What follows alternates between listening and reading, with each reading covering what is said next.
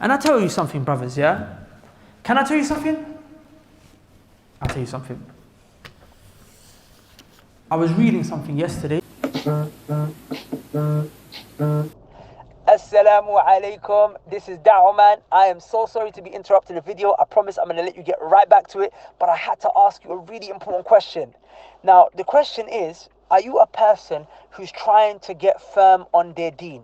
Because if you're watching my videos, it's most likely one or two situations. Either you're trying to get onto your deen, or you're on your deen, but you're trying to get, even a bit more solid onto the deen. If so, I have two quick advices, and I please urge you to take them because I've been doing this for a long time, and these advices, they work. Advice number one, make sure you're seeking knowledge. Without knowledge, you're not going to grow in terms of your deen. Number two, make sure you change the people around you, and if they're not righteous, and find righteous companionship. Now you might be thinking, that's long, where am I going to seek knowledge and where am I going to find righteous companionship from? Don't worry, with Allah's permission, I got the solution for you. 4 days, that's right. We've got an event.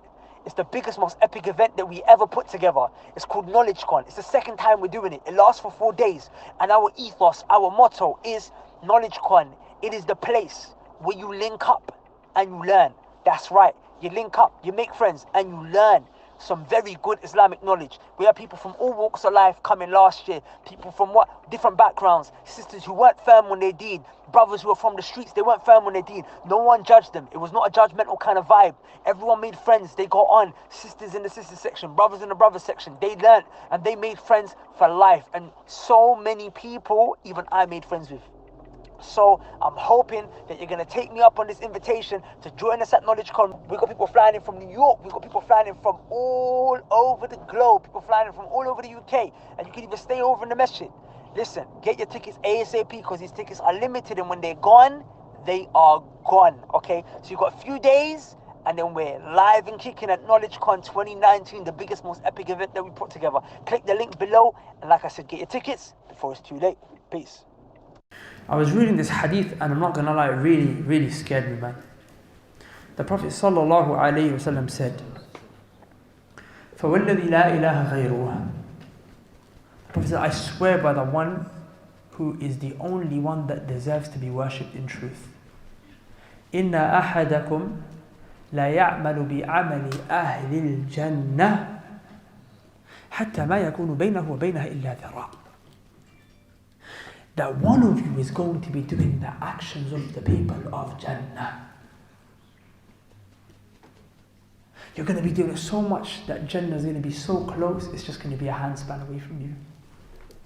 You're coming masjid, praying in the masjid, memorizing the Quran, coming to classes, you've got the beard, the trousers above the ankles, she's got the jilbab, she's got the niqab, she's doing this, qiyamul layl, tahajjud, oh, they're doing all of these things, all of this khair. The amal, the amal of Ahlul Jannah, of the people of paradise, they're so close. There's a Jannah's right there, the door's right there. They're just about to walk through. فَيَسْبِقُ عَلَيْهِ الْكِتَابِ فَيَعْمَلُ بِعَمَلِ أَهْلِ النَّارِ فَيَدْخُلُهَا. Suddenly out of nowhere, what happens?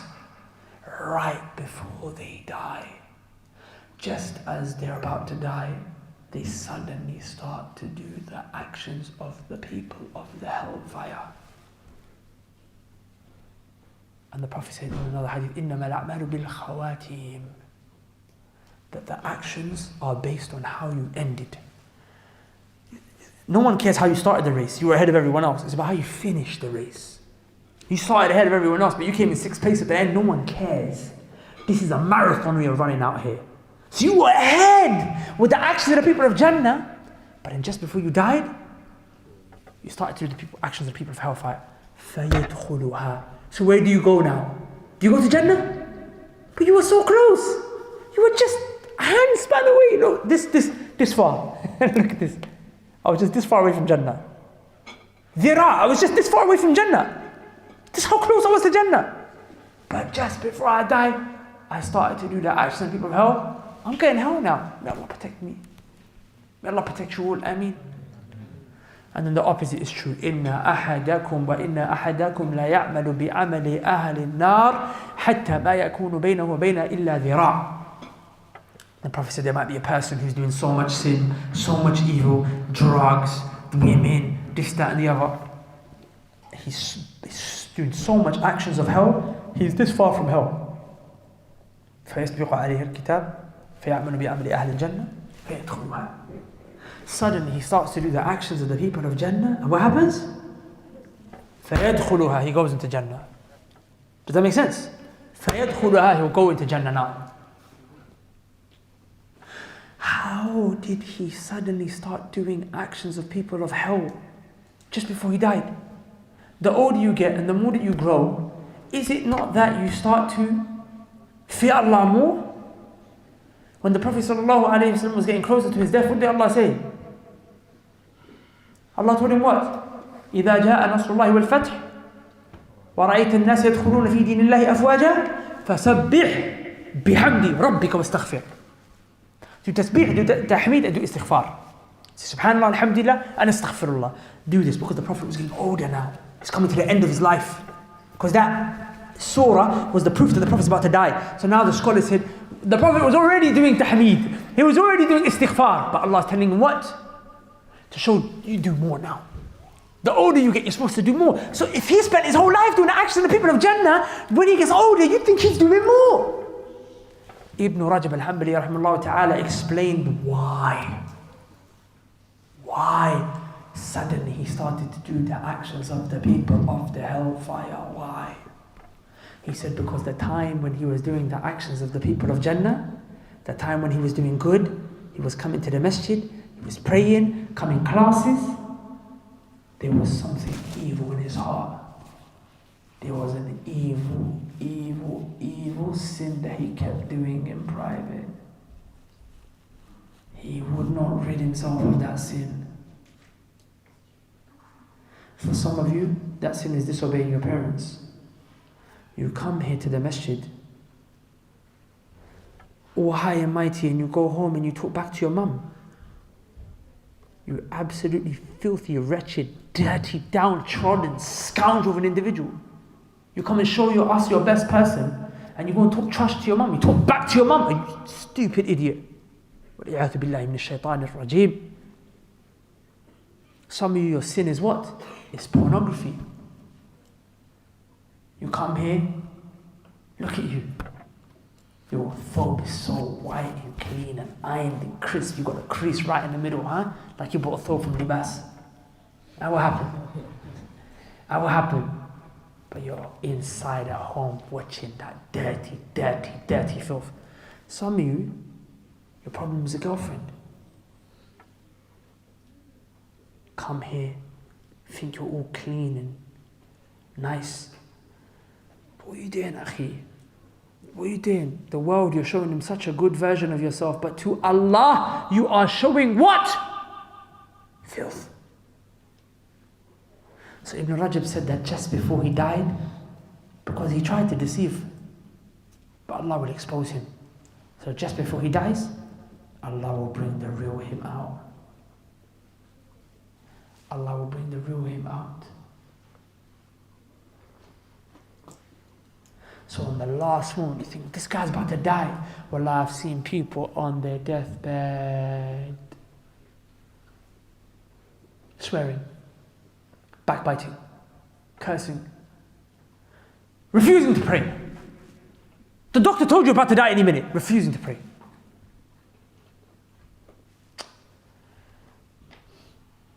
Allah brought the reality out.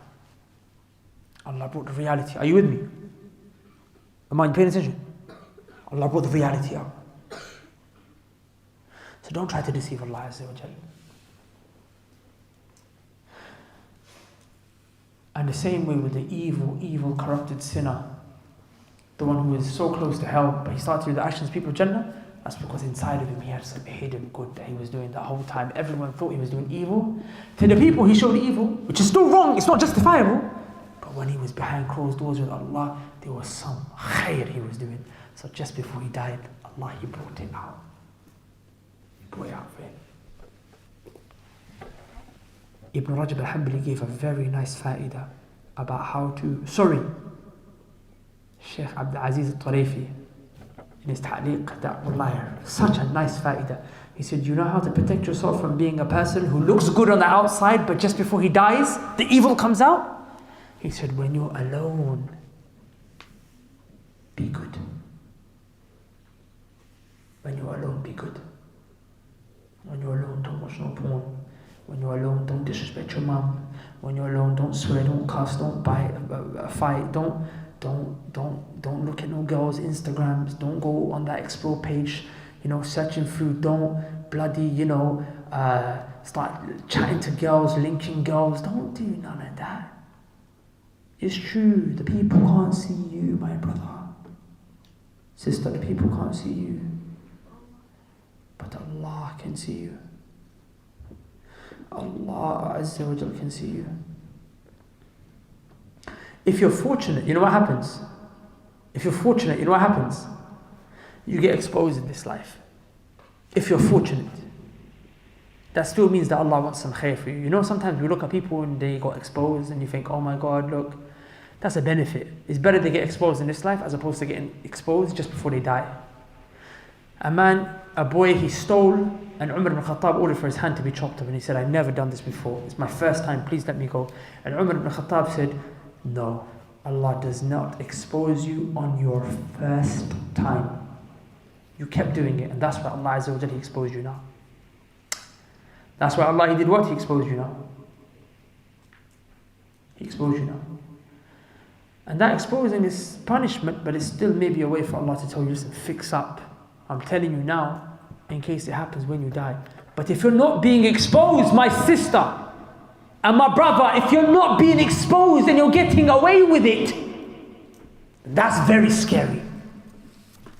Because you will be exposed. Wallahi, you will be exposed. But it will happen just before the angel of death comes knocking on your door. And the angel of death will take you in that state. فَيَدْخُلُ النَّارِ, and you enter the hellfire. May Allah Azza wa Jal protect us from that kind of an ending. Brothers, I ask you and I advise you and I advise myself, اتقوا الله حق تقاته. Fear Allah the way He deserves to be feared. وَلَا تَمُوتُنَّ إِلَّا وَأَنْتُمْ مُسْلِمُونَ.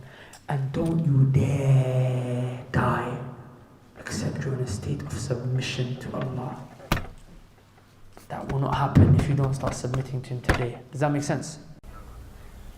Yo, what's going on, bro? yeah, I got the thing. What?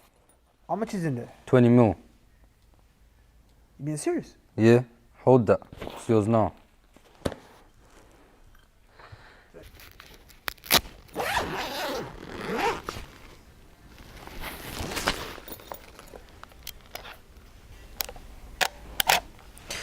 You guys are probably wondering how this dusty looking camera is worth 20 mil. Let me break it down for you. About 6 years ago, some brothers and sisters gave us about £600 in order for us to purchase this camera to make da'wah videos. 6 years later, alhamdulillah, we made well over 1,000 videos and we reached over 20 million plus views on YouTube alone without taking into account all the other social media platforms that we're on. So those people at the time when they gave that money, I don't think they had any idea that that £600 that they gave was gonna go towards a camera that would reach 20 million people who watch videos and they changed their lives after having watched them, who watched these videos and started praying, who watched these videos and accepted Islam. Can you imagine if they were sincere, the kind of reward that they're gonna get on the day of judgment, inshallah ta'ala? But now here's the issue. This camera is 6 years old. I mean, there's cracks in it, it's breaking, it's well past its sell by date. We're trying to take things up to the next level. In order to do that, we need a new camera. In fact, we need more than one. We need more equipment. We need to actually hire a bigger media team. But all of this stuff, it comes with expenses, it comes with costs. And over the next 6 years, inshallah ta'ala, we're looking to reach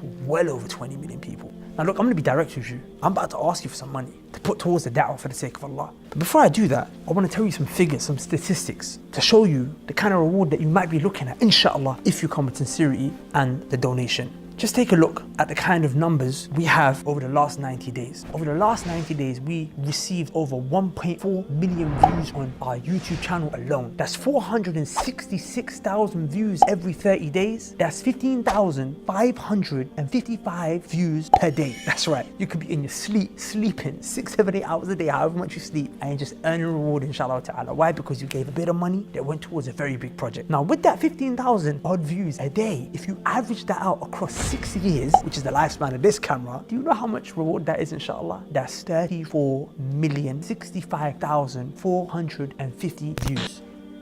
I don't know about you, but that kind of reward, I need that in my life.